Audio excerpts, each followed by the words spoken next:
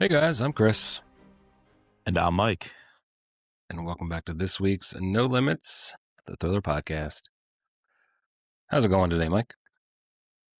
Good, dude. A bit of a throwback. This one took me back decades, dare I say, reading Angels and Demons by Dan Brown, a classic.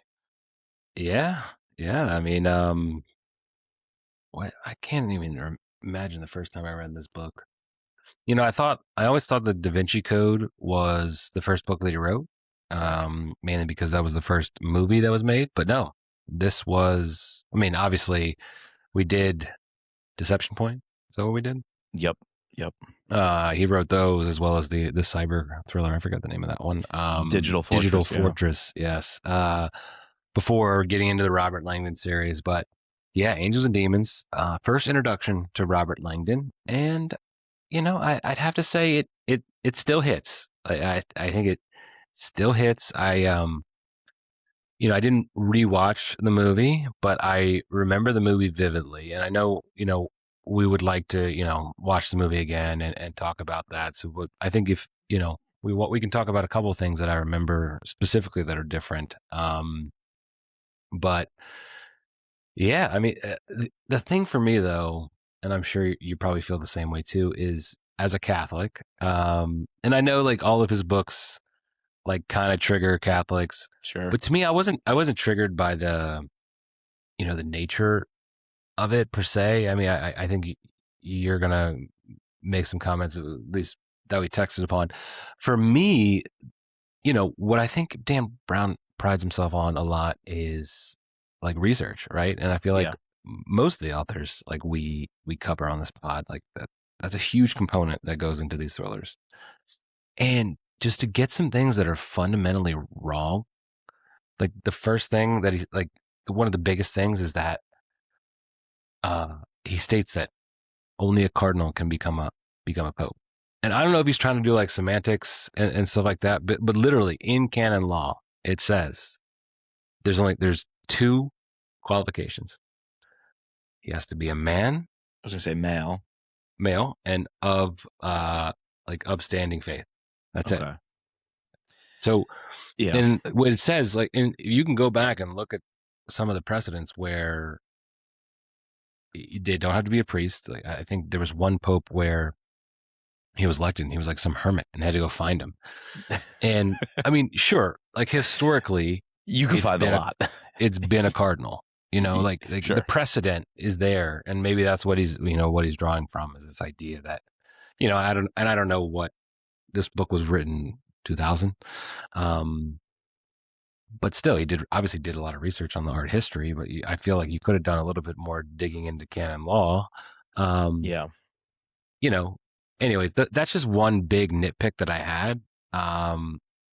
Then there's some other things with science that kind of hasn't aged well, but we can get into it. But still, as a story, as a thriller story, this is awesome. Like I to me, especially after reading Secret of Secrets, Mm-hmm.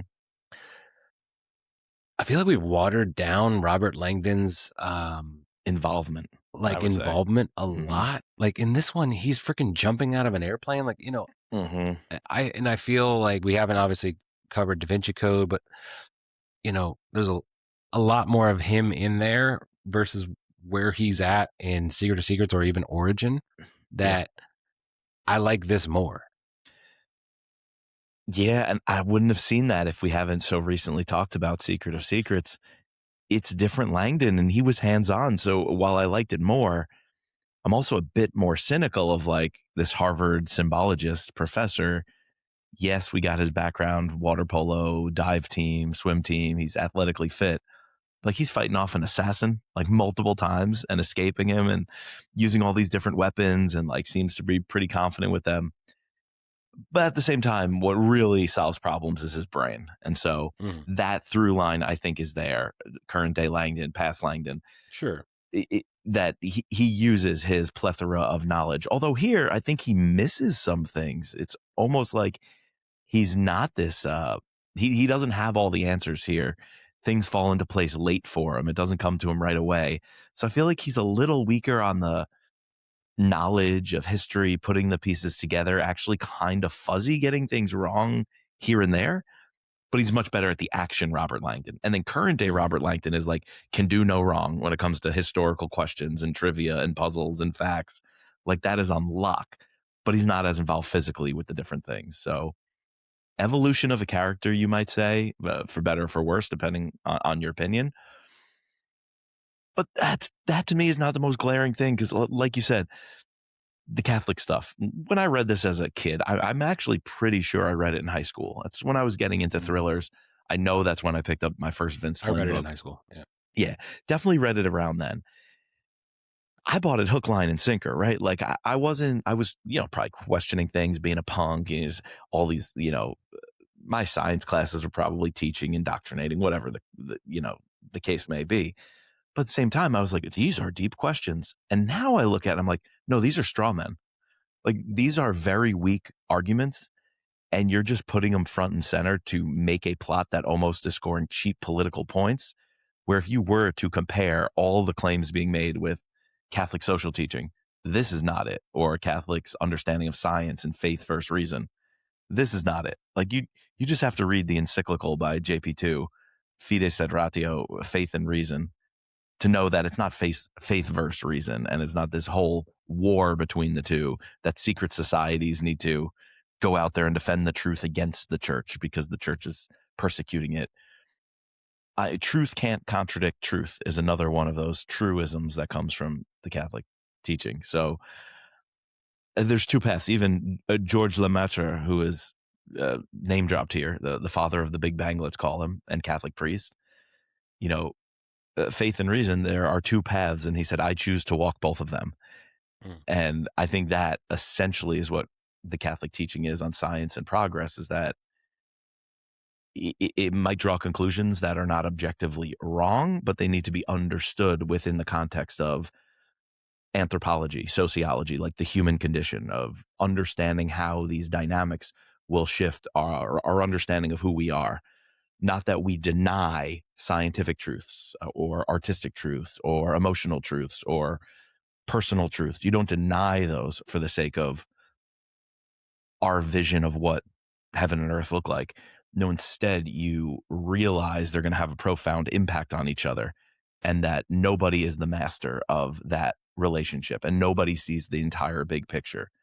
We just have a small piece of the puzzle, and we can't take that piece of the puzzle and say it unlocks everything there is to know. We become gods through knowledge. There's a lot of what, and people might interpret this wrong, but there's a lot of what the Catholic Church would teach are heresies laid out in this book. And I think what Dan Brown does is actually take those historical ideas that have been debunked and the church has deliberately moved away from and produce rational argumentation for, refuted it biblically with biblical teachings. Yet I think Dan Brown props those up and makes, or kind of misleads the reader. I'm looking back, and that's how I was misled when I first read this book as a young person, to believe, oh, that's what the Catholic Church stands for. That's what they do. And I'm against it. Well, I would be against half the crap being mentioned in this book by the cardinals themselves. Faith and reason is one of them, that the two are incompatible. And if you simply make an experiment that undoes, kind of the conservation of mass or the conservation of energy, you can create out of nothing. Well, we just explained God. Not at all. Like, there's probably scientific lessons to come out of that should we ever progress to a point where we can do experiments that seem to indicate that. Yes, we should grapple with it. But to me, that's not a foredrawn conclusion that we don't need God anymore. Like, right? Like, there's a relational dynamic to it. So that, and then you also mentioned some actual nitty gritty, specific details, conclave, how you elect popes. Like I said, you're making this straw man just so you can tear it down. But who says that?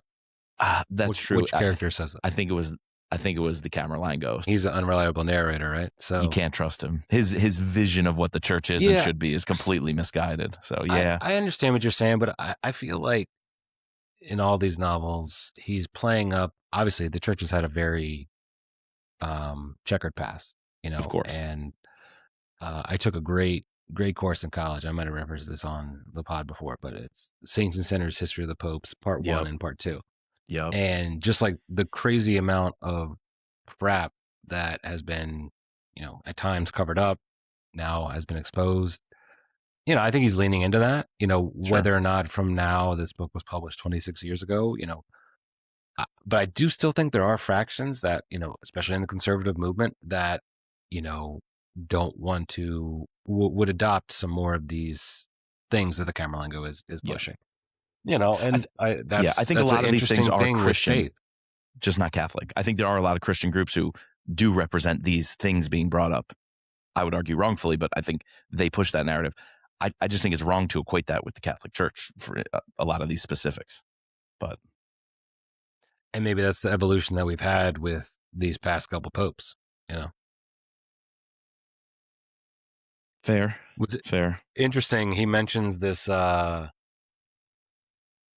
being appointed by annunciation, or being appointed. Well, what's the actual term? I looked it up.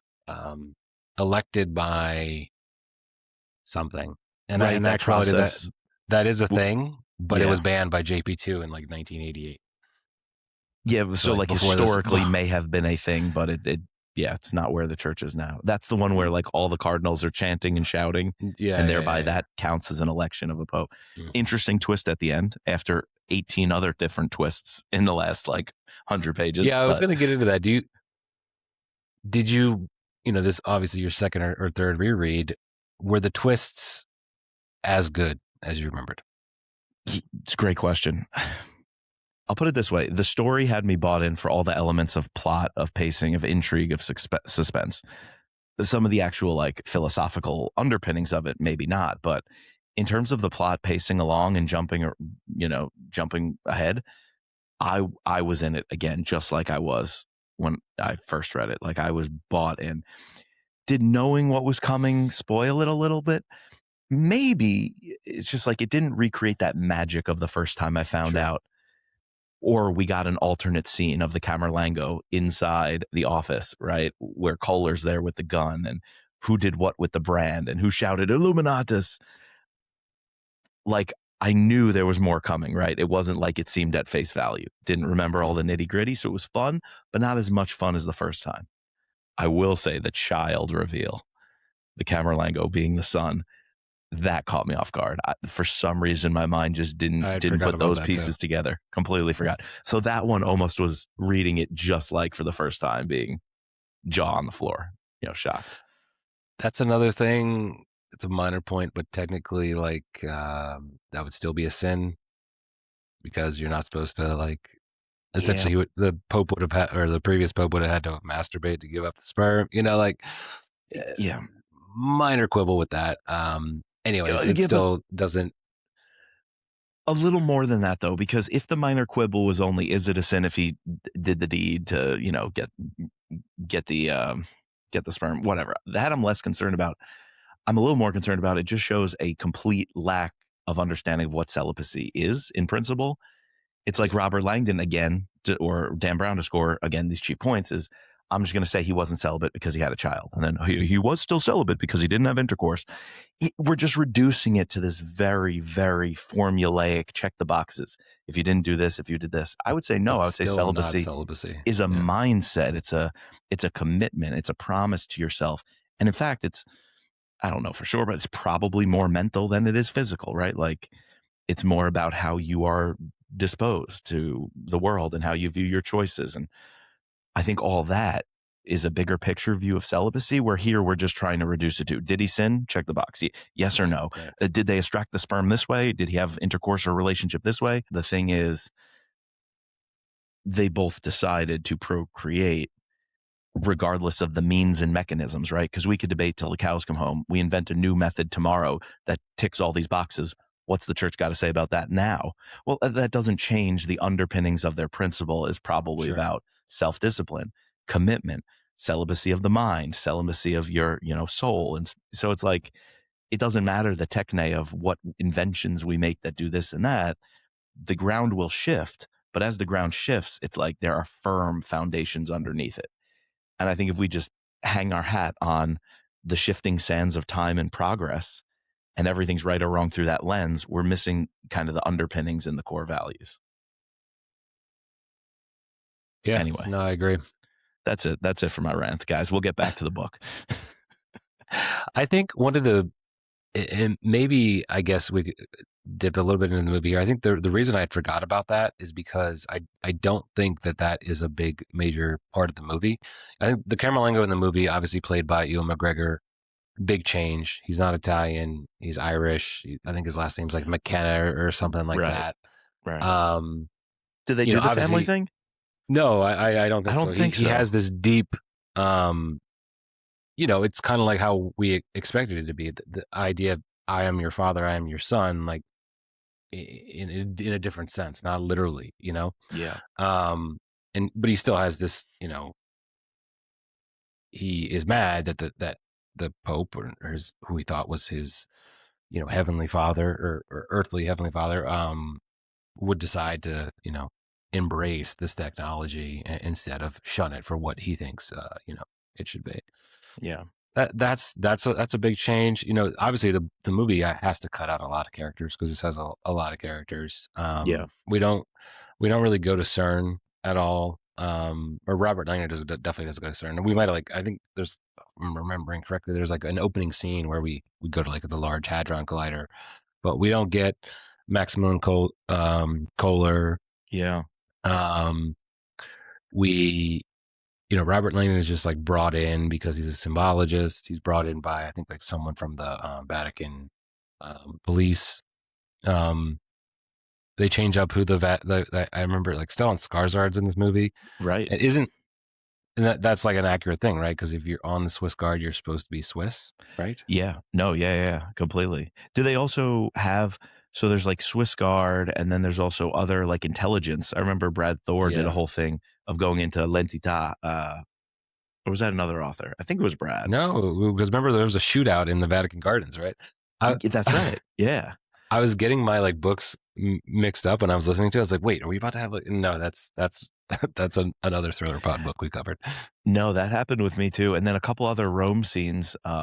Andrews and Wilson did something with Rome, I think in book 2 of the Shepherd series. So I'm trying to keep it all straight, but I remember the movie being faithful to the 4 churches, the statues, the architecture, and even the Il Passetto, the passageway from Castel Sant'Angelo. So and having lived in Rome, done my study abroad there, it's funny, I actually took the history of the papacy class, Saints and Sinners you're talking about, in Rome. Yeah, we got to go to so many sites and do so many site visits. It was incredible. I mean, all that stuff I'm a sucker for, and this is almost the best version of it. I don't know how you do better in terms of this statue is here in this church that was built at this time. I don't fact check everything. I don't know, but I mean, I'm buying that all of that is dead accurate. Now, does it follow the path of the illumination laid out by Galileo and Bernini? That stuff is just wild conspiracy beyond your dreams. But just the fact that these statues are there, and who knows the mindset of the artist and the patron who who paid for it and who authorized it, I don't know, but just the layout and going through the streets of Rome is still my favorite part of this book. Yeah, and I think that's quintessential Dan Brown. That's like what we like about each of these novels, whether it's going through all the Knights Templar stuff in the Da Vinci Code, going through DC and Lost Symbol with the Masons. Yep. Westminster Abbey, I remember in the Da Vinci Code too, in London. Yeah. What else? In Origin set is mainly in Spain. I don't know if you haven't read that one yet, have you? No, I didn't finish it. I remember starting, so I don't remember any of the sites. And then Secret of Secrets was, I'm blanking on where. Not Vienna, Prague. Yes, Prague. Yeah. Now, that book went into Prague the way this one went into Rome. Yes. And those aspects of it are 10 out of 10 perfection. Yeah, and it's got me like Googling, like I was looking up the ecstasy of Saint Teresa and fact, like doing a little fact checking on like why that statue was moved. It's funny, like Banksy actually did it. He did one of his like famous things is recreating that, but then putting right in front of it a Happy Meal, like so that this idea that people have ecstasy for fast food and stuff like that. So. Material goods, yeah, exactly. And then even the like behind the scenes of that, it's got to be absolutely true that that statue was interpreted as overly sexualized and had to be moved or banned or hidden or controversy like that. I've no doubt all of these artists were really pushing some version of a hidden message, right? A secret agenda in their art. Was it this Illuminati network all connected? Yeah, that I don't know if I can go that far, but I think all the little snippets we get of each place and a little bit of the peek behind the curtains at the historical, like the Pantheon was pretty well done. It wasn't Yeah. really one of the important sites, but being, I think, the first one, the actual like hands-on where Robert and Victoria, go on an op, let's say, I feel like he came on strong, hot and heavy with the history of that. And that enticed me from the beginning. So yeah, all that I'm a sucker for. I absolutely loved it. But then again, if you step back, there's a few weird, glaring omissions which have to be explained away. It's supposed to be this very dramatic, like the antimatter is at St. Peter's tomb. We've got multiple scenes of the Swiss Guard going on these little exploration missions in underground chambers. And like, I understand they were directed by the Camerlengo and it was an inside job. So don't go here, don't go there. But like that's one of the most obvious places. And then you just try to pull the wool over our eyes of like hidden in plain sight. I was like, No, but it's not let's like be St. real. Peter's tomb is not where they had to go down into the catacombs. No, right. And maybe they which is weren't off running limits. this. They might not have been running the Scavi tour then. Yes, you can get tickets. It's kind of hard to do. We did it once in Rome, Rosie and I. You can go down and I guess you could say see the tomb. It's a little bit from a distance and it's behind glass. But yes, you can go into the catacombs and the tomb's down there. Right. And yes, so it's not like right under the altar. You go under the altar and it's there. I don't know the extent of how much of that was excavated 25 whatever years ago, but it's too obvious just to say the Chamberlain just told Swiss Guard, hey, don't look over there. Just nothing to see here, and kept him moving. I don't know if I bought that. The same way I didn't buy Castel Sant'Angelo. It's such a presence, a fortress in Rome. Everywhere you go, it's like really heavily visible. St. Michael's up there. And I'm just like, it kind of just seems an obvious site as like a little hiding area or like some version of police just do a walkthrough over there and see what's going on. I don't know. Are you allowed to go inside of it? Yeah. You can do tours. It's really common. So yeah, that's the other thing. Like during this whole thing, the Church of Illuminati, I guess it was supposed to be up like a ways, so like maybe out of the. So they're keeping. I don't know. Yeah. I mean, if you begin to pick apart like the plot, like it can fall pretty quickly. It can. But the other thing is like the fact that this is all done. This all takes place. He literally arrives in Rome at 6 p.m. Yeah. And the antimatter goes off at midnight, like 6 hours. Like, yeah. And this entire book takes the course over almost 6 hours of time. That's freaking insane. Yeah. That's why I'm not going to sit here and nitpick, like, can he really get from this church to that church that quickly just by stealing a Citroen? Like, okay, I don't know if the Robert Langdon of today is, just like pulling open doors, pointing guns at people and being like, give me your car, So like, yeah. I was like, oh shit, this is like old school Langdon. The biggest thing that stood out to me on reread, which was weird, was the media, the way the media was portrayed. Yes. Yeah. As these like ruthless, it reminds me of that movie where Jake Gyllenhaal, he's like what's the name of that? Nightcrawler. Did you ever see that movie? No. He's like one of these guys where like he gets a pro bono, he gets paid to like get footage, and so he starts like causing like things to happen, like accidents, so that way he can be there, so he could be there, film it, and then sell it back to the thing. It's kind of crazy. That's a type though, like it's like a Munchausen's type of adjacent thing, because we had a guy in the fire service. He would show up at every site that we'd be called to, like before everybody, and he had the scanners in his car and all that, and he would take photos and sell them to the papers. It was just like, you're a little too close to this thing. Like you just are a little too invested in this. But I also like have a hard time of thinking like, once they tell them like this bomb is going to come off, like wouldn't the Roman Cavalieri like push all those people out? Again, is it one of those things you want to sit here and nitpick? I mean, duh. I think once it's common knowledge, there's going to be panic too. which not everyone racing towards the bomb. Like, I guess he was trying to explain it away because no one believes this new material. They don't understand it. Like, if you had said it was a atomic bomb, then maybe it would have elicited a different response. Yeah, it's interesting because the crowd in St. Peter's Square was a big symbol. I felt Dan Brown saying something because the line was dropped multiple times, and again, it's They're when the Camerlengo St. Peter's Square. They're singing in St. Peter's Square. It's almost like, and I think it relates to where the Camerlengo's at of like, what's the cost and is it worth it? And if you start saying, look, you've made a difference. Look, you've had an impact. Look, we accomplished something. We united people.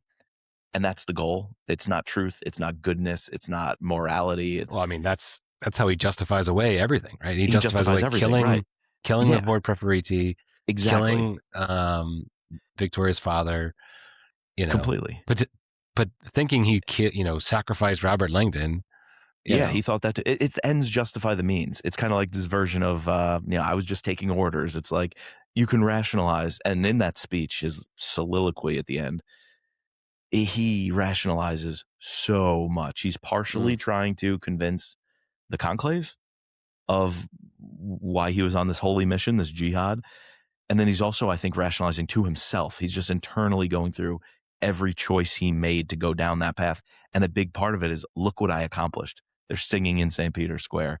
So realistically, if you just had the police shoo everybody away, put this thing on lock and it's a lockdown, you don't have that drama. So a little hand wavy just to amp up the drama. There was another line drop, which was like, oh, well, this one has a timer. People know they can just leave in time. So they're not fleeing. They're not panicking because they know when it's going to go off and they'll just leave then. I was like, yeah, but none of them leave. But none of them do. So how deep do you want to get into that, or how much do you want to be swept off your feet with all the other, traipsing through Rome? Yeah, I don't know that he portrays the media as like these nefarious, could care less. I mean, maybe it's an accurate portrayal. I don't know. I would feel that, even at the very end, how Langdon gets up to the top of the Castel San Angelo, he like gets some Australian reporter to boost him up with his tower horse or antennae thing. The only reason he decides to help him because hey, there's a dead body like back at the Piazza Navona, and you'll be the first one to get the scoop of it. Horse trading, I don't know. I feel like that's just, it makes me sick to think that that's all the media is. I don't know. Maybe I have this rosy vision of what journalism is, but yeah. For me, it's less like does it undermine what I hope journalists can be, and it's more of I thought it was going somewhere. The way there's all those snippets of this team that the assassin tipped off, and like Robert Langdon is catching them out of his eye, and someone else sees them again, and then they follow them into the catacombs. I thought something was going to come to a head with them being tipped off by the assassin. Like someone would put the screws to them and be like, who was this phone call? They'll trace it. I just felt like we were strung along for too long with those two reporters getting this drop and being everywhere. They're like omniscient. Basically, they know everything. They're watching everything. They're there just every step of the way. Allow for the Camerlengo to have exposure, right? He wanted everything to be seen. Exactly, because he needed it to be this dramatic story in the end. Mm-hmm. Yes. But I thought it would come to a head, and it just kind of fizzled. Like their reporting all along got a lot of page time. And in the end, what kind of payoff was there really? The whole media spectacle of it towards the end was going to be a media spectacle anyway. If this guy blows up something above the Vatican and then magically appears and is glowing and it has this brand on his chest and gives this speech, like if all that was going to happen anyway, they are the ones who provide the film, like as they go down into the catacombs, like that's all live streamed because of them. I guess that it's just, I feel like they were put there as a means to get something out of it, Yeah, and I don't know if we fully got there. It was almost like a crude version of knowing the power of a live stream, going live, but having to do it with very crude means because we don't have like YouTube, streaming yet. Yeah. So you have to use traditional media. Like, you're going for what can now be done with a cell phone with a cell by phone. every Yeah, I bozo. guess, and But you had to I'm hijack looking it. at it. I'm Yeah. looking at it too much in a lens of 2026, and I got to think back to Yeah. like a lens of 2000, where not everyone has a freaking camcorder in their phone. You know, Yeah. $1,000 camcorder in their phone, Or on their pocket. wheelchair, strapped to their Yeah. wheelchair. Oh yeah. I remember those things, like the little, and you could instantly like view the thing. Yeah. Yeah, I was thinking like a little one, like in your palm kind of thing, little screen on the back. Mhm. Or do you think it's one of those that like flips out? It's like a slightly bigger one you strap onto your hand, which has the screen. I was thinking like a smaller, miniaturized, more I think miniaturized. it had a screen on it, so I think it's like, yeah, it's a smaller version of like the mini like Sony's that we like. I remember yeah, my dad had one. yeah. Well, I feel like we quibbled a lot.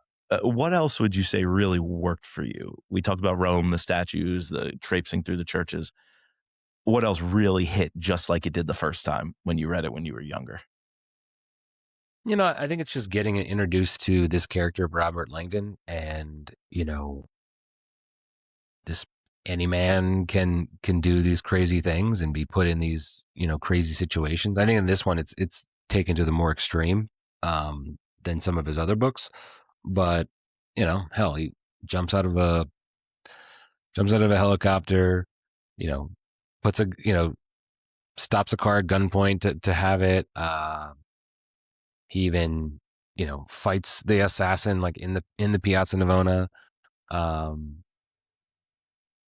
tries to climb up the burning Yup. in the third castle or the third church. It's just it's cool to be introduced to this guy. It's a different kind of thriller character. We know that, all right, he has this symbology expertise. He's able to rattle off all these things. Obviously, he's an art history buff. He's able to bring up almost every thing. He's flawed. He still needs to do his research, that kind of stuff. The him having a relationship with Victoria, that was interesting. That's something that's also not in the movie, and obviously I guess that's a theme that Dan Brown kind of puts him in. But I feel like since The Lost Symbol, it's been changed, because now we have this like Catherine character. But even no, because then he goes to there's another female character in what's the one, the Inferno. She's different. Yeah.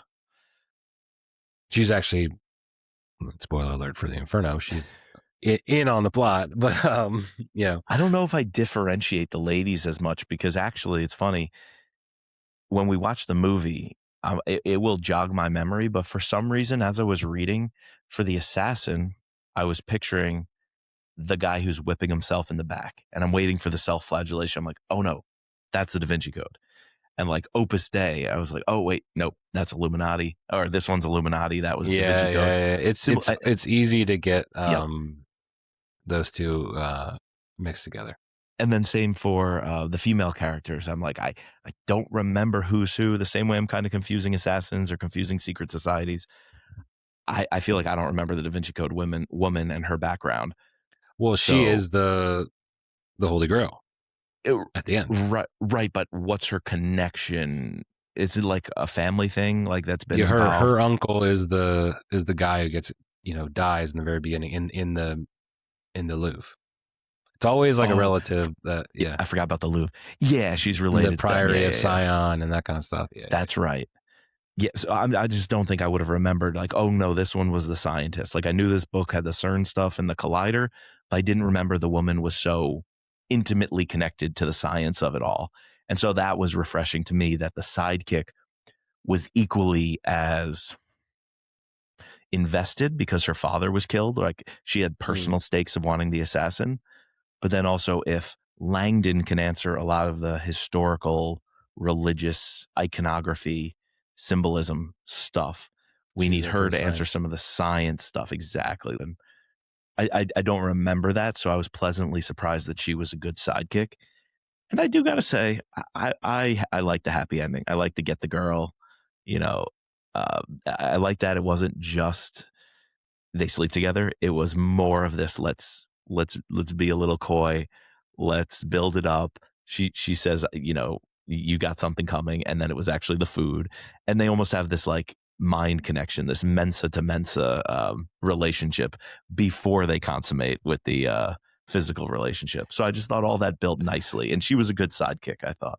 Yeah, I mean it's a common plot device to you put two people of opposite sex in like a tense situation at the end. It's a common thing for them to connect intensely over this. So it's not anything new, but but also a connection of the mind, the way they're toying with each other. You can see even here that he's still, or he's early on very interested in this conscience and this idea of entanglement. Yes. And so you could see the seeds that are being played for that's going to come up in the next couple of novels. I and then culminate agree. with the Secret of Secrets. Secret of Secrets, how many years later? I really appreciate that drop of, because she does talk about doing a lot of real science that's grounded in the animal kingdom, but that might indicate something we'll consider, due to our current understanding, as supernatural, some phenomena or communication method that seemingly is outside of space and time, or is so far into what we scientifically understand.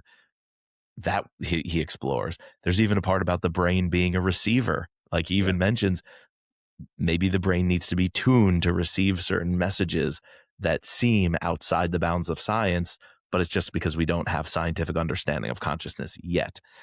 Those seeds are planted, and I didn't see it then, but that's a little something you write, and you're like, maybe that deserves a whole book. Right. Yeah. I like that. For sure. And what else did I like? I don't know. It's an easy read. It's propulsive. The pacing's great. It goes quick for being long. I know. Like when I pulled it up on like Sunday, and you were texting me like, "Oh, it's a long one," and at 1.8 speed for me, it was still like over 10 hours. Like that's a long book. But yeah, I was able to get through it really easily. He does a good job ending chapters in suspense, wanting you to turn that page, keep going. So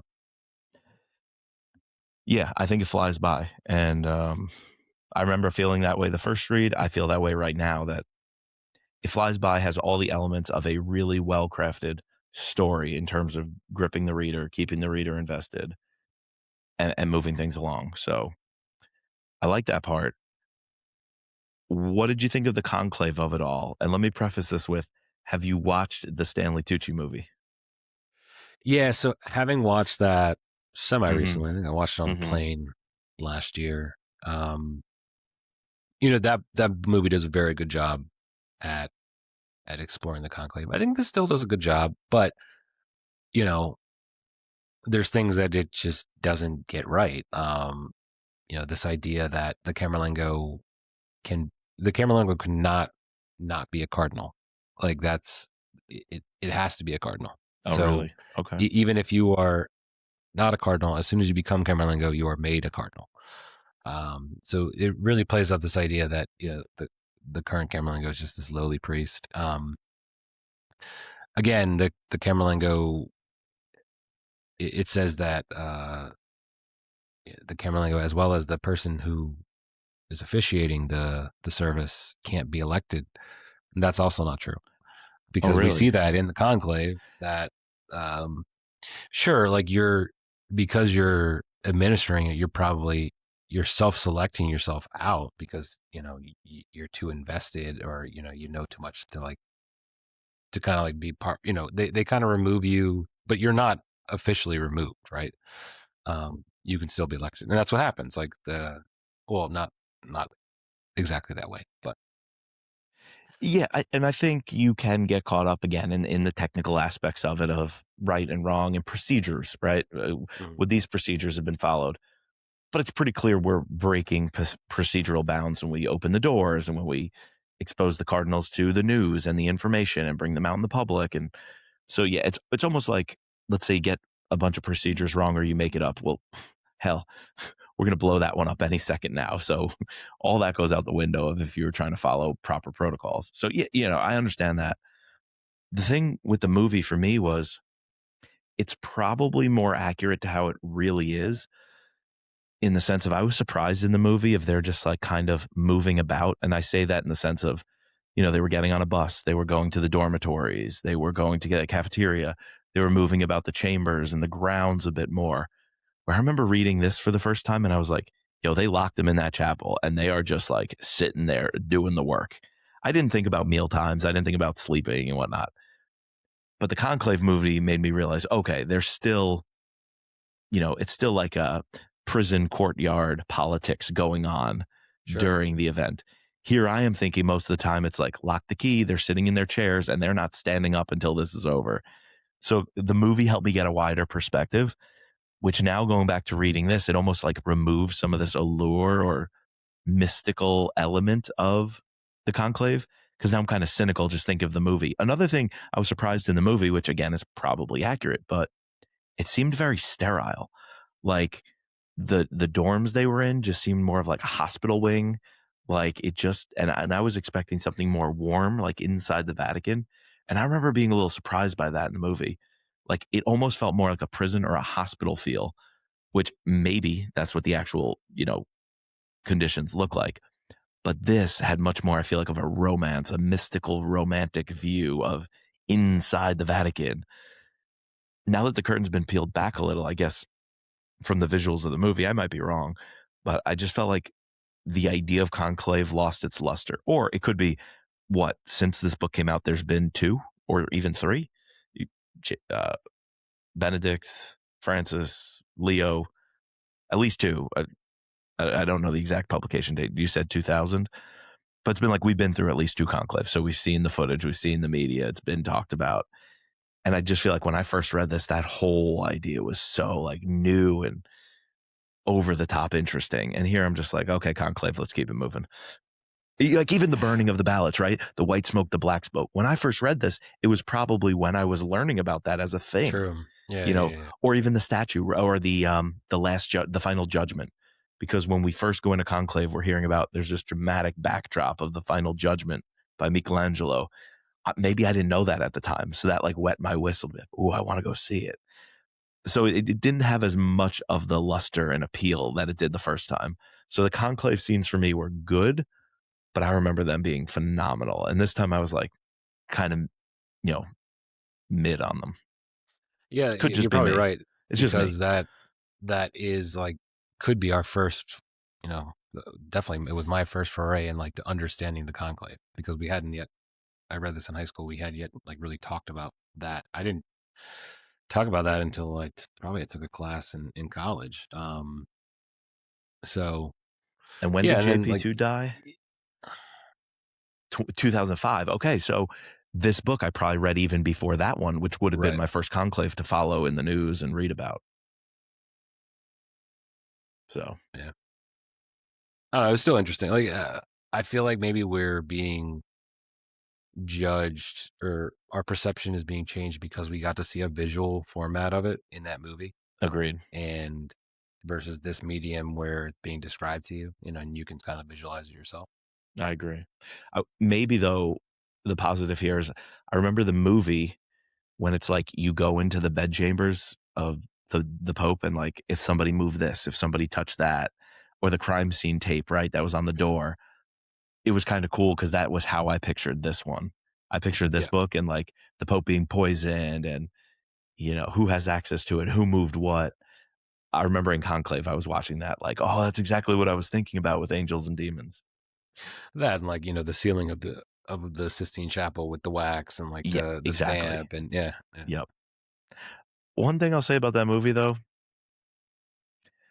Stanley Tucci almost took me out of it. Because Why? it was a bunch of these other old men, most of them European, international, thick, heavy accents, they really, I thought, got into the role. And then you get Stanley Tucci and I'm just like, oh, it's you. You're a Cardinal now. And you're so American. It's unbelievable. And I get the whole point was he's the American Cardinal. Like he's the American. But he was almost too much the American. Hmm. Yeah, I just wanted him to have a little bit more old worldliness to him. But I don't know if it was a director's choice to clearly tell him, hey, go into these scenes and just be American. Talk like an American, Well, be because he's straight up supposed to be American. the liberal pope, like the liberal pope, like I know. I get the it. I get it. Democrat in the room. Just every time we saw him, I was like, this is a little too much out of the element. Yeah. Because I think even the American Cardinals who go there, they all know Italian and Spanish and all this. And like, they have to. Yeah. they most likely are doing a lot of conversations in that. I don't think Tucci or the role that he was given really laid into the fact that even the American Cardinals are still pretty with it. They know it, how these things go. Like he just seemed too much of an outsider. Again, just my take. I recommend the movie though. It was a fun watch. Sure. And there's certain elements of it with the reveal, the twist. I won't say much more than that echo this. A pope who has a storied past, might not be what you first thought. And you as the watcher or audience and the characters in the film have to deal with that and grapple with it. And everyone's going to grapple with it differently. And we can listen and observe and see how other people reconcile things and ultimately decide if you're okay with that or not. Yeah, these two stories, those two movies would be good back-to-back watching. They're very, very related. Well, I think we're definitely watching this one for the pod. What do you say? Yeah, let's do it. I got to find out where it's streaming or where we can watch it. It's on one of them. Paramount. I think Paramount Plus. Oh, okay. Cool. Yep. I got that. All right, before we get into the scorecard, and it will rightfully take us into action, suspense, and plot, which was your favorite preferiti? Which kill, I should say, or which church scene? If you take both the individual like kill, the method, the gruesomeness, the horror of it all, because those scenes almost read like horror stories with the lungs and packing the dirt down his mouth. Like so many of those kills were like typical thriller level fucked up stuff. And then you combine that with the historical part. Just which one overall hit for you the best? I think it's got to be the fire one. Like that one is just so intense. Yeah. Just the idea of being cooked alive and the description of like his toes burning or flesh bubbling. And the fact that they're there, they're like, that's the one that I guess he's there the quickest at the last one with the water because he's almost able to save him. And in the movie, he actually does save him. Yep. That's the one that he's the one that becomes the Pope. The Pope. Yep. Yeah. I remember that change. That's why in this book, I'm like, wait, Langdon's just going to leave him at the fountain? Like, I thought they save him and resuscitate him. Mm-hmm. Yeah. I don't know. I had to say fire. What about you? I'm going with water only because I love the Bernini fountain. And most of the time I was in Rome, it was under scaffolding. And I remember another time I went back, it was not. So I finally got to see the fountain on my second or third visit. But yeah, the Bernini fountain, I kind of forgot that he waits out the assassin by using the air hose. Right. I thought that was pretty cool. And maybe it was one of the times I was able to buy into it the most because he is a swimmer, he is a diver, underwater stuff, knowing movements, kicking his legs this way. I thought that was like one of the easiest ways to sell that he would go toe to toe with an assassin. Yeah, and be able to survive that by hiding, right? Yeah, exactly. He can hide. Again, you're outsmarting him. 2, if he's going to physically overmatch him, it would have to involve water because that's what we've been told is Robert Langdon's skill set. Granted, it's very shallow, I'm sure, but so it's just more believable because sometimes if you craft a protagonist, which we tend to like, I know I speak for myself, that's a little different. You're not just a trained assassin or military CIA guy. So if you're going to make a protagonist who does something as an outsider, an art restorer, Gabriel Lan, professor, Robert Langdon, or you're going to have somebody who's not really a trained killer, but for action and suspense sake, you have to have a fight scene. Like you have to have them go hand to hand in some way. You better have laid the groundwork for it to be believable. You can't just hand wave like, I took some classes with a samurai master, so I'm really good with knives. Even though their job has nothing to do with that. You just drop that because you want them to use a knife in a scene to equal the playing field.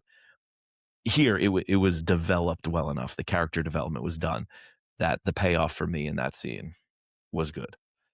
That and I would couple that how they ultimately end up killing the assassin, the Hashashin, is probably the most believable thing to me. Like, Langdon's about to die, and somehow, I guess, well, they do randomly. I couldn't remember if they had mentioned this earlier, that she was like some yoga, like The yoga really good at instructor. yoga. Yep. Able to get out of her bonds, brand, essentially use one of these brands to brands, brand yep. him, to then force him to fall over the side. Yep. Like, that's a believable death scene for these people. It would ultimately be death by some sort of accident that they happen to stumble into. Yeah. Yeah. I agree. The other one though that I didn't like as much was St. Peter's Square Oh, I thought with the one was Wind. pretty gruesome. I think it was gruesome and pretty cool. The punctured lungs, and he tries to give CPR and just blood and guts is coming out. So I think that was a good kill. But what I didn't like about it in terms of the plot and pacing is we had just gone to a new place, Santa Maria del Popolo. Like across the city, we were totally brought in on the Kiji Chapel, and it was like it was different. And that's just like, 180, let's go back to St. Peter's. I was like, St. Peter's 1 is going to come at the end. So that's going to be covered. You're going to clearly have to do St. Peter's at some point. To just stick it in here, I just didn't feel like the timing was right. Like, I know you had to have the cross workout He's or building the whatever on a map. cross, and like that is a Bernini, relief. How many other ones, gazillion of them, could there have been? Like, for some reason, I'm thinking just all these different churches I've been to, and I'm like, it would have been cool to go here, cool to go there. And instead, we just kind of rehashed St. Peter's Square, which is clearly already something the reader knows. The other ones, you could have been learning about a new place.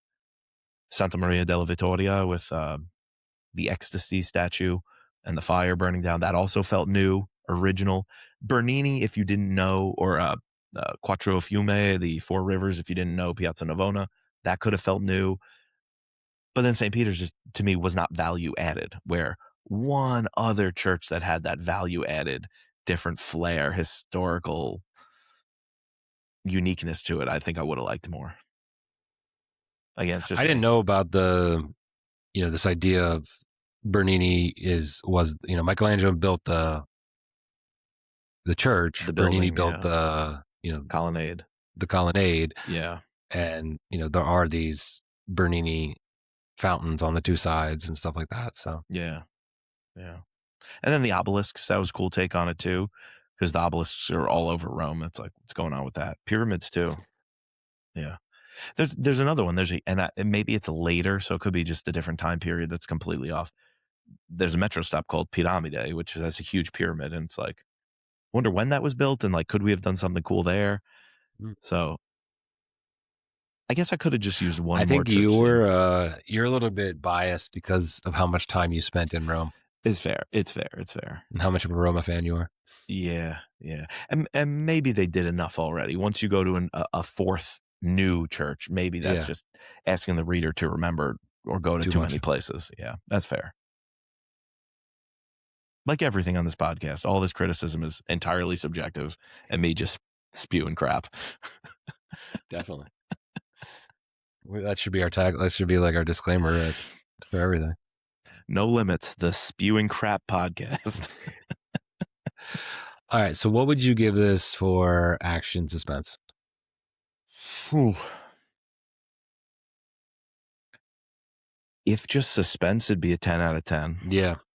It would I mean, everything. The Camerlengo, is he the bad guy? Kohler. Is Kohler the bad guy? Like, where are we going next? Is this assassin going to pop up? Are they going to find the next clue? Can they put the puzzle together? Suspense is hitting. Action, I had to explain some things away. The fire action was great. The Piazza Navona action was great. The Castel Sant'Angelo action was great. So I think it's strong. I'm going to go 9. You could convince me to go to 9.5 if that's what you're going to do. I was going to give it a 10. I think you can give it a 10. Okay. I'll go 9.5 then. By pure, like just getting on the helicopter and 3 minutes to go in the antimatter, he just goes up, up, up, up, up. And then as a reader, you're slowly starting to realize, oh, wait, there's something odd about this guy. And the fact that, he's like, locks away the antimatter, throws away the key, and says, sorry, there's only one parachute. Like, you weren't supposed to be here. Like, that's your first, like, I don't know if you weren't already picking it up earlier, but That's a big woo woo woo. You know, Yeah. something's up with this dude. Yeah, I'm going 10. I'm gonna ding it in other places, so Okay. I'll make it up here. You got me the 9.5 then by doing that one. All right. So what about plot and pacing? Plot for me is like an 8. You know, I think we hashed out some, you know, some things that I felt,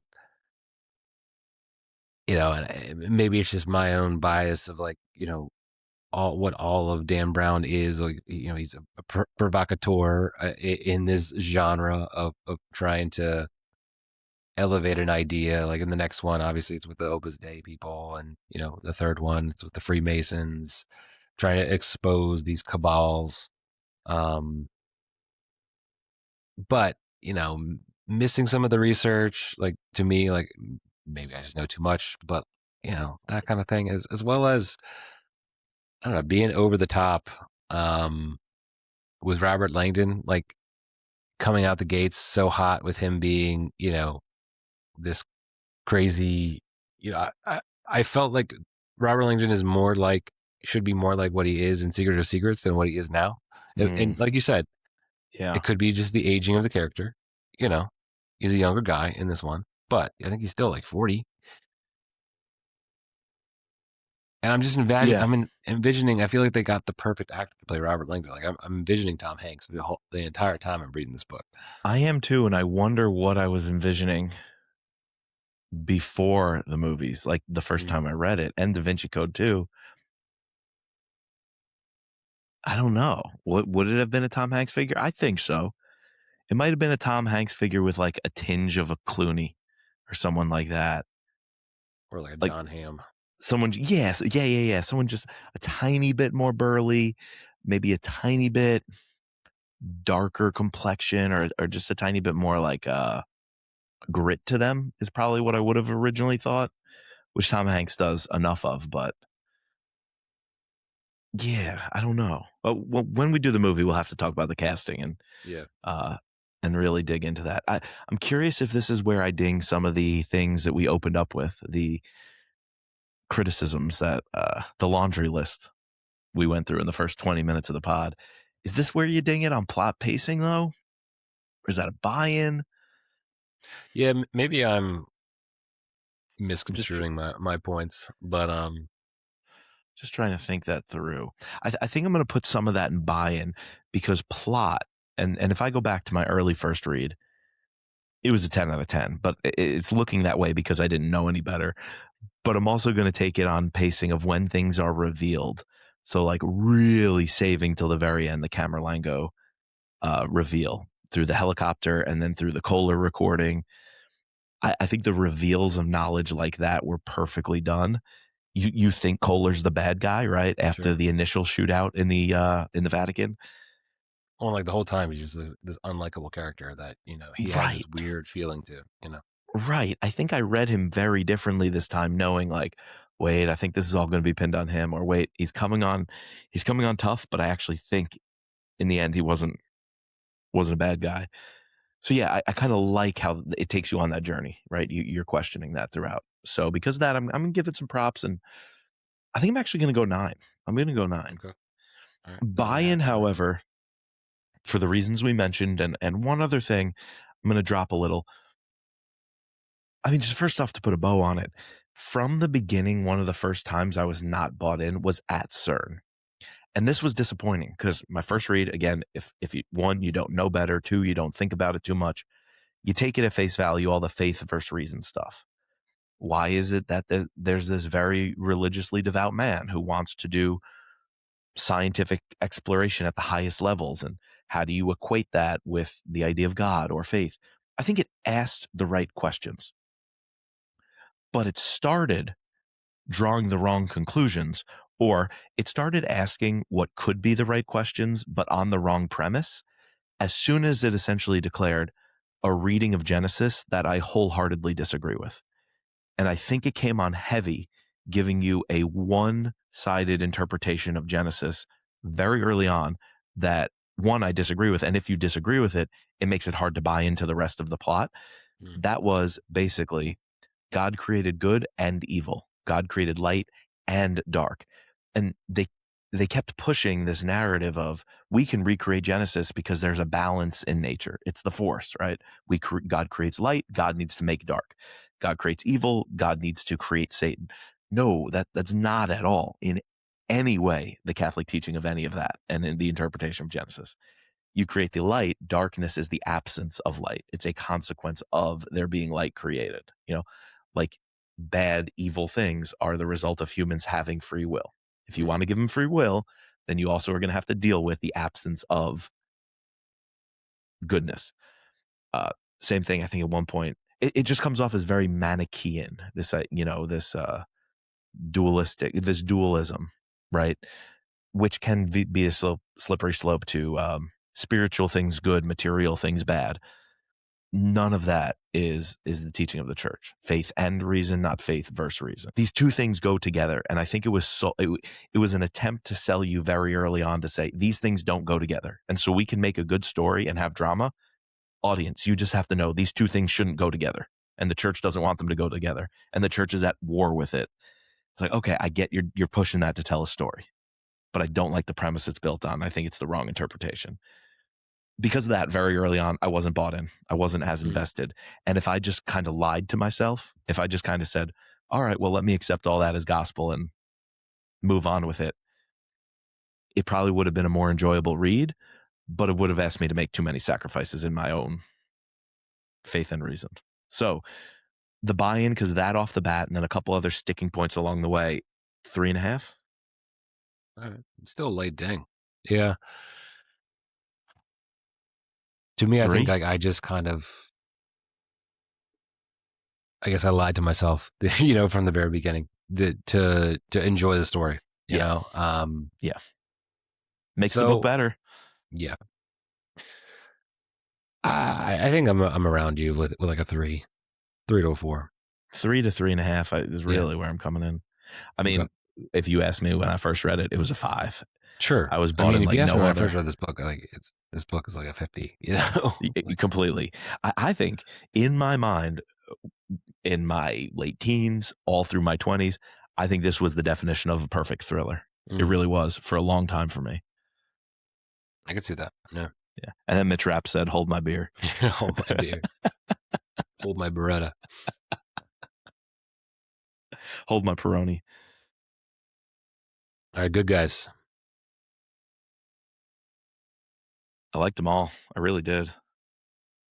Yeah, I thought, obviously Langdon, Victoria, even like I thought the use of the different Swiss guards that we got were interesting, showing like the different, levels of hierarchy. And although it's very interesting, the one who dies, the commander, Olivetti. Yeah.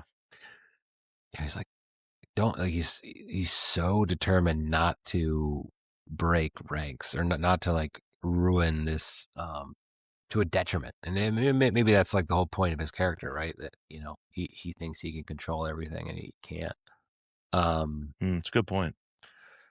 But yeah, I thought the solid foundation of the duo of Langdon with Victoria, very solid.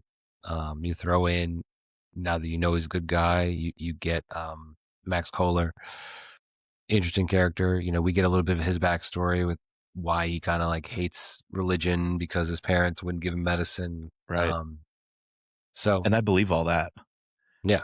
That to me of like the real experience of people who are dealing with those who are more maybe fanatical or misguided, or what a lot of churches do preach that I think could be hurtful.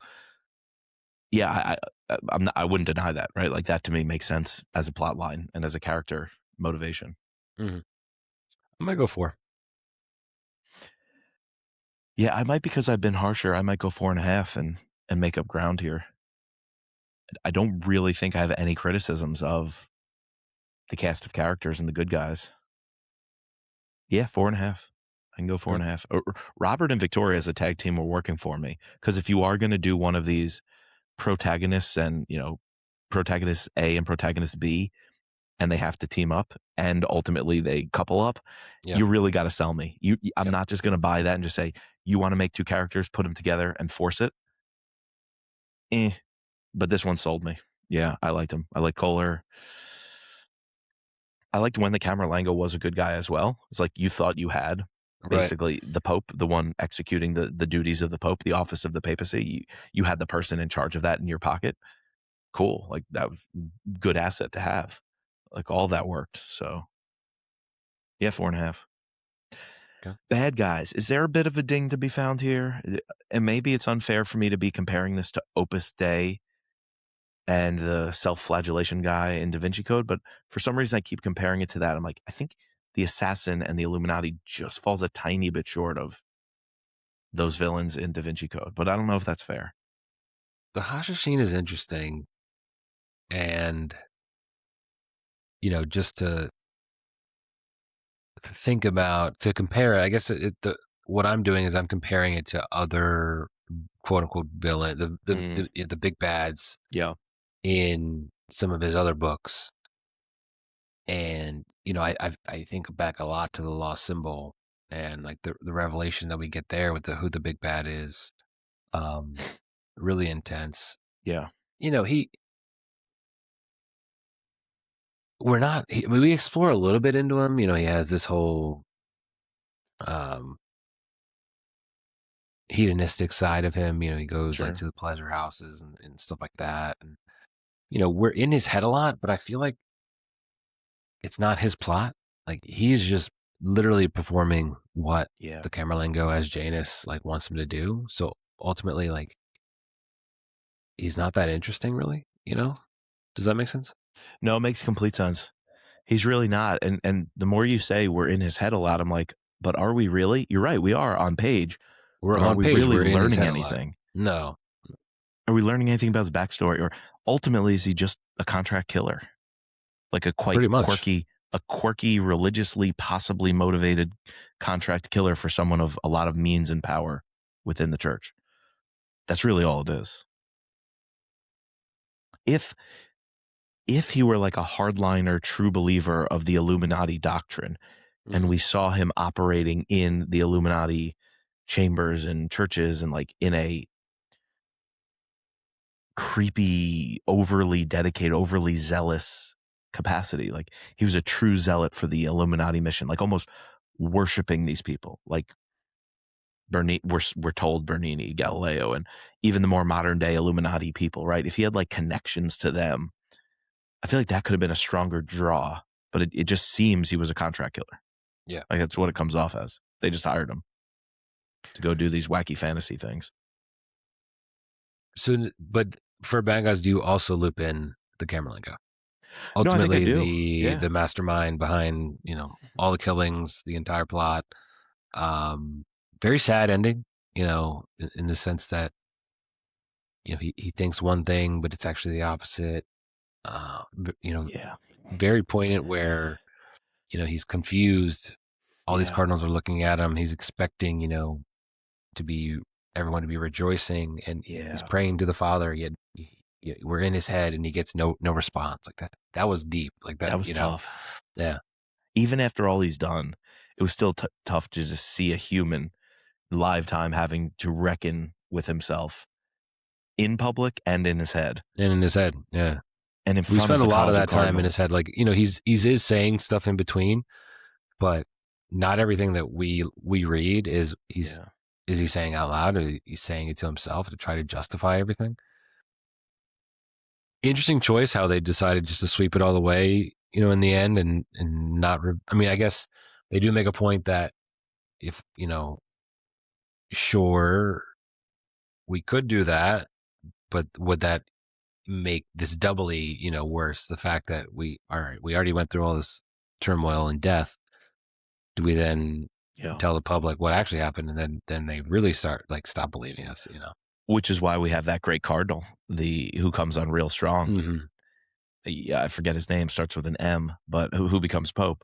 It was very fitting to have a character like that inserted and come in at that moment of crisis for the Camerlengo. Could have been the crisis the church devolves into if it weren't for that very solemn, wise figure who steps in and takes the lead and shows what true leadership through these turbulent times will look like, and even takes his ashes to the catacombs and realizes he may have been Pope, and so he should rest with his father, the Pope. So I think to have a character like that step in and fill those shoes was very calming. And I like the transition from the descent into madness of the Camerlengo and to the ascension of someone who was not flashy like the Camerlengo, didn't want to steal the show, didn't want to direct the orchestra, but someone who was silently ready to step into the shoes, come out of the shadows. And I like that transition of power, if you will. That soliloquy scene, I don't know if that's the right word for it, because it's in his head. He is talking, but it's to a crowd of people, but he's really talking to himself. He's basically thinking out loud. So it is in front of a crowd. So I thought it was very Shakespearean. Oh, very much so. And it almost did enough to redeem a lot of my earlier complaints, which you've heard over the last hour and a half. Sorry to waste your time. But it almost justified a lot of my complaints to, okay, well, we were just misguided because the Camerlengo was misguided.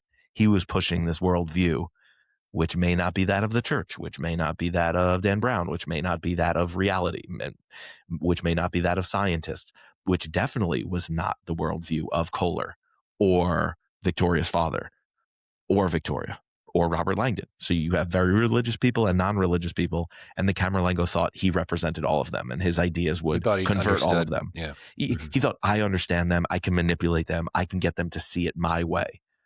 And he sold himself so much on that lie. It almost felt like, have you ever read any parts of the Screw Tape Letters by C.S. Lewis? No. Oh my goodness. It's powerful. It's a series of letters, and basically, I think it's the uncle. I forget the names exactly, right? Screw Tape's uncle is basically the devil, and it's almost this instructional conversation through letter writing back and forth, as if the devil were capturing you, and it just, through these letters, you see how easy it would to be sold and buy into the lies.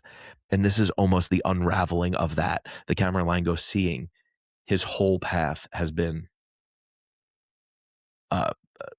fake, it was all a lie. It was all an illusion. Yet he bought it so deeply that it made him descend into madness. And I think he ultimately knew he was psychotic, and he had to process through that. And it was tough watching that happen. And I think it was almost Shakespearean. It was like Hamlet or Macbeth or something, the way this guy was going through every little thing and constantly saying, but I got the people to sing. They're singing in St. Peter's, and it's just even more of this psychotic episode. So really good scene. If a lot of that is not one of the winners of the book, it definitely earns it some points back. So 4 on bad guys. Is it too high? No, that's what I was going to say too. Not for the Hashashin, but no, it's for the Camerlengo. Mainly for the Camerlengo. Yeah. It's for the Camerlengo, yeah. If the assassin was a little bit better or invested, it could have been a 4 or 5. Could have been Could have been a 5, but 4. Setting. Do we need to say anything? It's 5. It's a 5. Can we do the rare 6 out of 5? Yeah, exactly. No, I think he gets Rome. This is like, I've been there. You live there. Just does a great job transporting you. That's, it wouldn't be a Dan Brown book if he didn't get a 5 out of 5 on setting. So yeah, agreed. We need a good Oxford book for you, your neck of the woods. Oh, that'd be cool. Yeah, there's probably something out there. Probably quite a few. A Dan Brown Oxford book would be a lot of fun. All right. We got to pull up the cover. Yeah, cover. I'm going to imagine there's a zillion of these things. This one's been around the block some. Go to Dan Brown. Speaking of Robert Langdon, #1, because as I'm on Goodreads, which if you guys want to follow along, there's a lot of covers. So here's how we do this. Goodreads, find the book, click on show more or book details. That's it. Book details and editions. And you get a little section called more editions, 401 editions. And now a lot repeat. So there's always repeats in here. But I think for this book, we're going to have, boy, at least 20 original different covers would be my guess. For me, like the book that I had, that I read in high school, the orange one is this orange one. Yeah, same. Which reminds me a lot of like that book that he gets of Galileo in the Vatican archives, but while also putting in the backdrop this, St. Peter's Square, that's a Tiber River. Yep. Really like that cover. I agree that one is still the one originally I recall, but I think the more recent one is the brown one with the angel's wing with St. Michael. Yeah, that was on our that's at the top of the audiobook. But that is the Michelangelo that's at the top of the Castel Sant'Angelo. Yep. Playing down, tell him to go there. Yeah. Exactly. And then there's also what I think is probably the mass market paperback, the one with the light streaming in through the windows. Yeah, with an explosion. Orange and red. Yeah, I'm trying to load it bigger. I don't really see an explosion, no. Oh no, I see the light streaming in. Yeah, I see that one. Inside St. Peter's. It's more like a running man. Yeah, with a shadow figure. Inside St. Peter's. That's the running man. Yeah. That's a cover C. Mm-hmm. It's kind of funny. I think the original one that we read and the modernized version with the angel wing are my two favorites. Or so there's the other one I've seen is the ambigram of angels and demons. Yes. That's a cool cover. I don't think I saw that one in person though, but yes. It's a cool design. I think when because I also listened to this audiobook and I listened to all the audiobooks in grad school, and I think this was the cover of my audiobook. Angels and Demons. Yeah, the how they do ambigrams is pretty cool. Now, remind me, in the book, the printed version, they have them, right? In the text, like you see Illuminati and what it looks like. Yeah. Mm-hmm. Yeah, I remember liking that part of, I think the Vinci Code has it too with a lot of the puzzles, like the little codices and everything. I think I remember the text would actually show a lot of these little puzzles. And here would be the ambigrams. So, I like that part. The audiobook doesn't quite capture that. There's one with the Pantheon. One with the, I guess that's the staircase that goes down to, like, right where the oil lamps are. That one's pretty cool. I see a circular staircase on one of them. That's interesting. There's one with the papal ring. The ring, I just saw that. Oh, the roof of the Sistine Chapel with the fingers.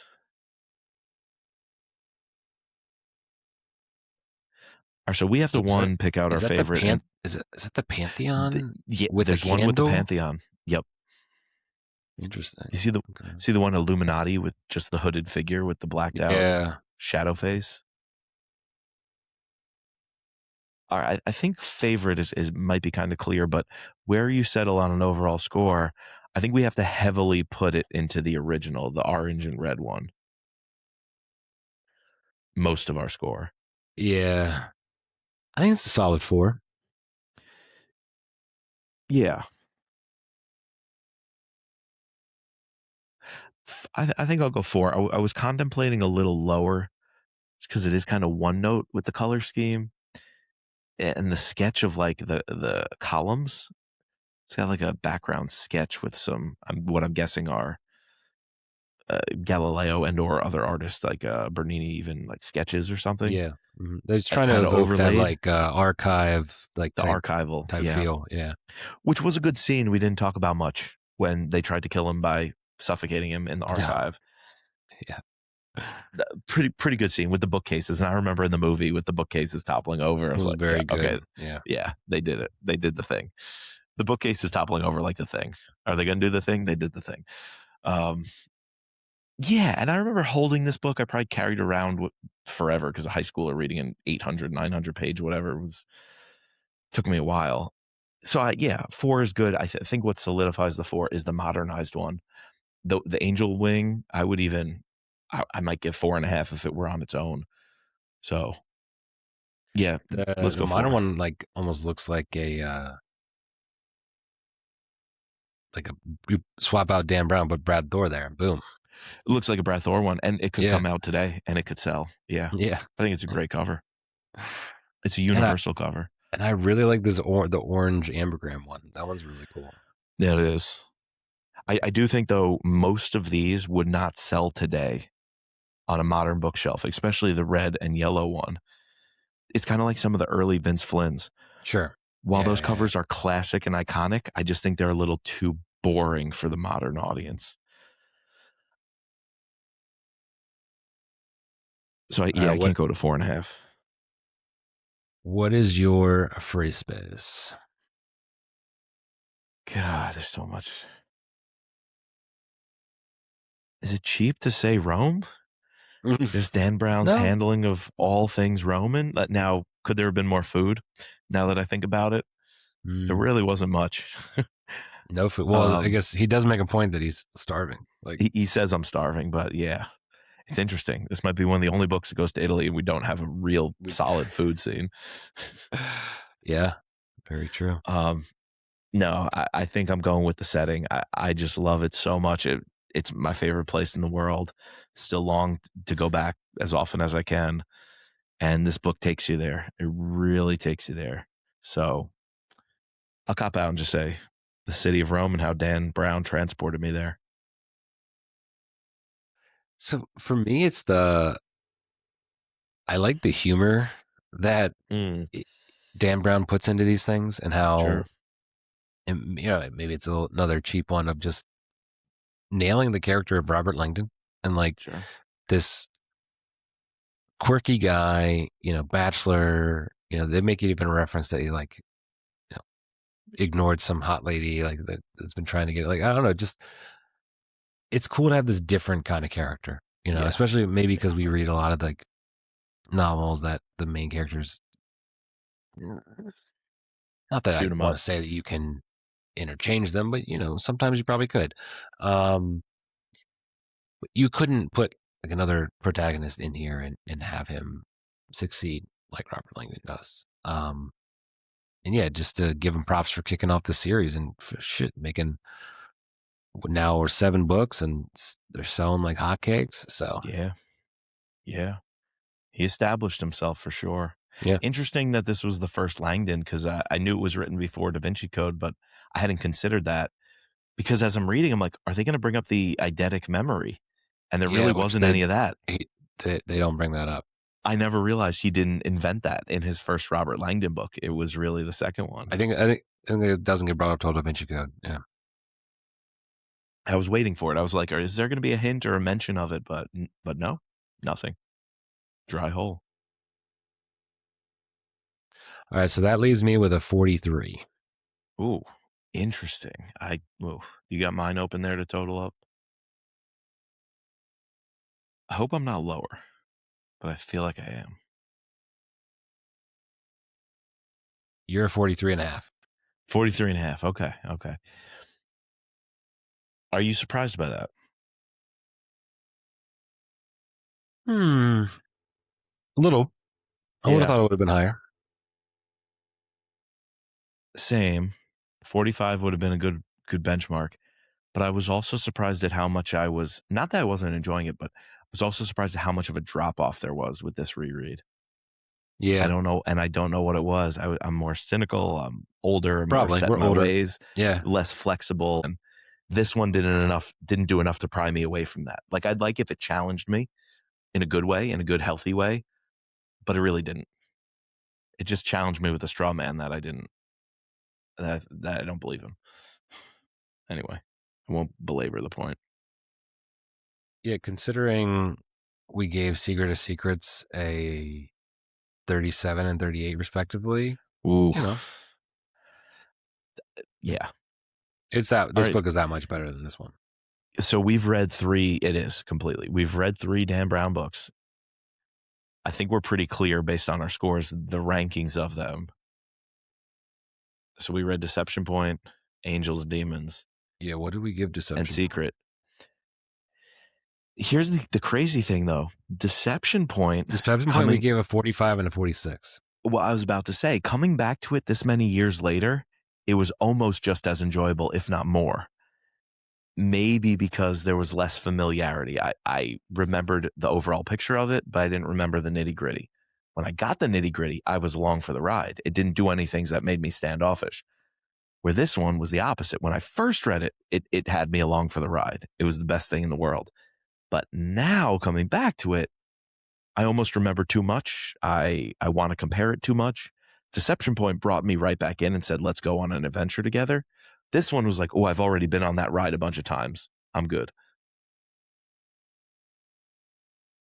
Yeah, it's interesting. I did not think this was going to score lower than Deception Point. I definitely did not either. Like I said, when I first read this, 50 out of 50. Easy. Am I too cynical? Are you too cynical? Yes, you always are too cynical. But yeah, that's a good point. Fair. All right, what's next? What's next on our Dan Brown, which we may not get to anytime soon, but I think we got to do the movie, and we've got to do Da Vinci Code. Yeah, we should just jump to Da Vinci Code and see what that. I really want to revisit Lost Symbol, because I remember you mentioning that you didn't like that one, and I really vibed with that one. Yeah, I probably should. I was probably being harsh again. I think I enjoyed reading it. I want to revisit some of the Mason stuff and see how it sells me on that. Yeah. Again, I might be too close to it, the same way I might be too close to Rome. Maybe I'm too close to DC. So it's like it has that initial excitement, but does it quench your thirst in the end? Yeah, it could be, again, a time after. I have to check myself a lot more. We had another author reach out to us and was like, I don't really agree with all of your critiques and conclusions. And he was really, really generous about it. And I'm sure I'll respond and we'll have a good conversation. But okay, you didn't tell me about this. So yeah, I'll have to break it down for you. But I think that's a good thing. I think, one, we have a right to be as critical as we want to be and not just positive all the time. And two, I still think we've always said, read the books. They're worth your while and they deserve this level of conversation. If you want to have a book club discussion like that, like we're doing on a book, that means it's a book worthy of your time. Yeah, or else why talk about it? Why bother? Yeah. Yeah. And I'm not just being miserly, like Da Vinci Code. I know it's preposterous. I know, compare it to Catholic teaching and all this, BS I put out there. No, I can enjoy it for the story it is. Like, sure, you're gonna, like, people hated on the Da Vinci Code. Remember all the hate mail he got, and oh yeah, a lot, probably death threats. Like, can you imagine if social media were what social media today is? When the Da Vinci Code first came out, people were going nuts. I could be okay with that if it completely works for the story. So I'm not just going to be against it just because it has teachings I disagree with or something like that. No, it's just got to work for the plot.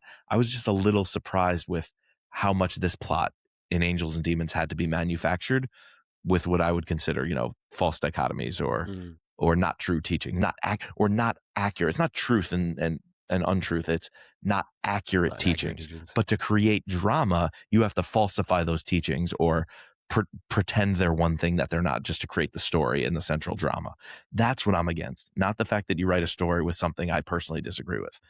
That I could be all for. That doesn't matter to me. Is it a good story? It's just the false premises to create drama that I'm disappointed in. Gotcha. Yep. Yeah. All right. Cool, man. We're off next week. I'm on vacation, but we got to figure out what we're reading next. So we'll talk about it. We'll let you guys know, but more Dan Brown will be in the future. And I think we're going to have to do a couple of movies here too while we're on a Dan Brown kick. Let's do it. Yep. All right. Before we get out of here, we need to thank our patrons, our W Director Sherry F. and Brad E., our special agents Adam, Mike, Ben, Daryl, George, Matt, Don, and Chris. Please subscribe, rate, and review to all 3 seasons of No Limits. You can find us at thrillerpod.com or on Twitter and Instagram at thrillerpodcast. And as always, just let Robert be Robert.